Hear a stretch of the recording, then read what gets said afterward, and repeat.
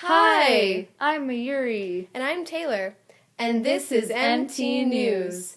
Our personal goal here at MT News is to keep you informed while keeping it interesting. Today we have two very different stories to talk about. Firstly, we are discussing Black Friday sale times. Following that, we will be informing you about the devastating Typhoon Haiyan. Here's some information about Black Friday this year. Black Friday is a well-known event that occurs annually the Friday after Thanksgiving. Traditionally, every year on this day, most stores have large sales and customers begin their Christmas shopping. People from all over participate in this widespread holiday. It takes place in some other parts of the world as well. However, it is most common in the U.S. One thing Black Friday is known for is the aggressive behavior it tends to cause among shoppers. This year, many of the sales begin on Thursday. Black Friday sales starting on Thursday instead of Friday cause trouble for both stores and shoppers. Multiple reasons have been found behind this change in sale times. These early sales began last year, but they became more extreme this past Black Friday. Primarily, the goal of offering bargains earlier was to make more money.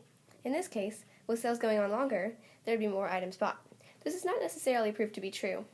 Stores also trying to bring the focus of customers towards themselves by giving away deals before anyone else.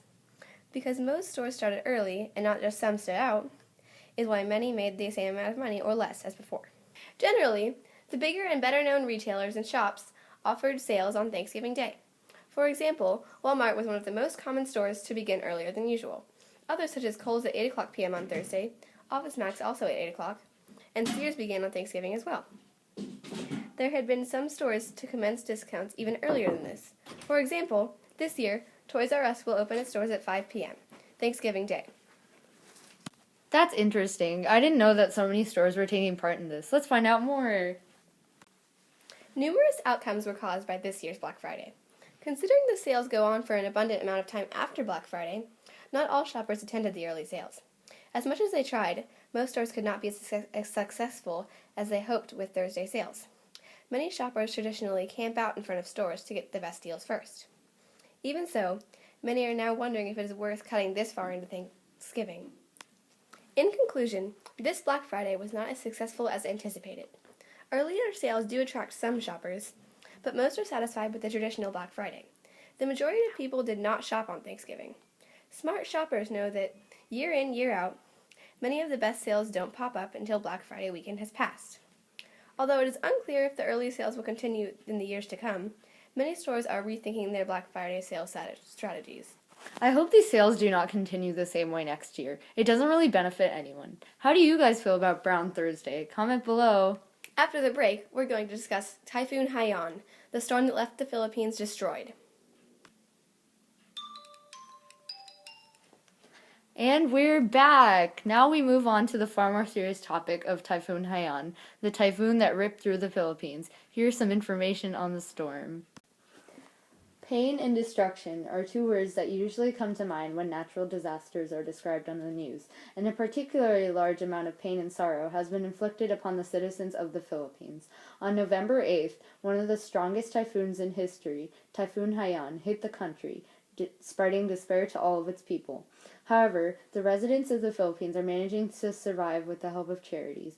Typhoon Haiyan, one of the most intense typhoons ever recorded due to climate change, inflicted a huge amount of damage on the Philippines and its people. Before taking a glimpse at the typhoon itself, let's determine why the storm came to be. Simply put, if this typhoon were more confined than other disasters, it would have simply been thought of as another huge calamity. However, phenomena comparable to this one are becoming far too common to be just considered as fierce, once-in-a-lifetime events. These catastrophes are all a result of climate change. Because of the warming of the earth, the extreme weather that the Philippines has just experienced is about to become more common. Patty Ashdown, an expert on this subject, explains that if immediate action is not taken to prevent calamities similar to Haiyan, 375 million people every year by 2015 will be affected by climate disasters. So why was Haiyan so strong? Experts say that climate change has been warming up the earth for extreme havoc. I didn't know that the typhoon was caused because of the climate. Me either. It surprised me too. Now let's look at what the typhoon left behind. Typhoon Haiyan caused mass devastation to the Philippines. As of now, the death toll from anything related to Haiyan is 5,560 people, and there are 1,757 people still missing. The typhoon ripped through the Philippines, and it only left death and destruction in its wake. Some of the problems due to Haiyan include no clean water, no food, buried family members, dead bodies everywhere, and overall destruction. Children are told to be gathering around public wells just to get water that might not even be safe to drink.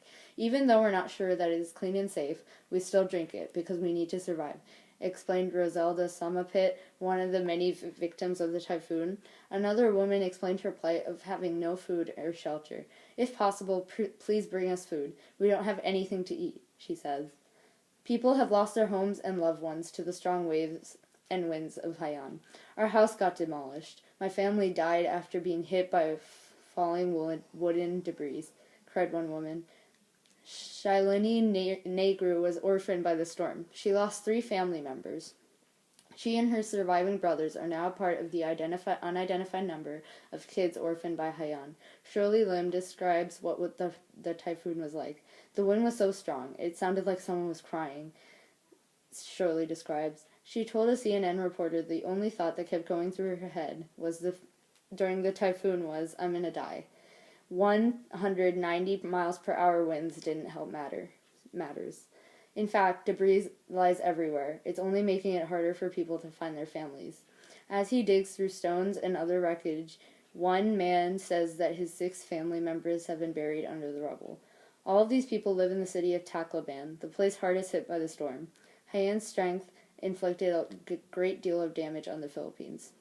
Ultimately, Typhoon Haiyan caused major pain and destruction to the Philippines. Its enormous strength, which was due to climate change, left the land destroyed. Even now, many problems related to Haiyan are still needed to be fixed. In conclusion, Typhoon Haiyan devastated the Philippines due to its unusual amount of strength. Whoa, Typhoon Haiyan really left a horrific impact on the Philippines. How do you guys feel about the typhoon? Comment below. And that's the end of this month's podcast. See you next month. MT News, keeping you news updated without the bore.